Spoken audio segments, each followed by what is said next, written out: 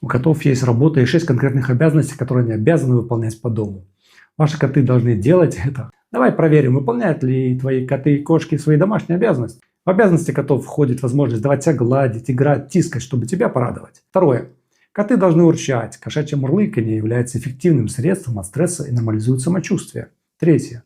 Коты должны будить по утрам, что многие из нас не любят, но это отличная возможность встать пораньше и побольше успеть. Четвертое. Коты должны встречать, когда ты приходишь с работы, показывая, как они скучают по тебе.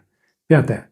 Коты должны приходить к тебе, когда ты лежишь, сидишь, спишь, чтобы порадовать, поднять настроение, ну или утешить. Шестое. Коты предупреждают об опасности. Если кто-то за входной дверью, коты своим поведением дадут знать. Также коты могут предупредить своего хозяина при других ЧП.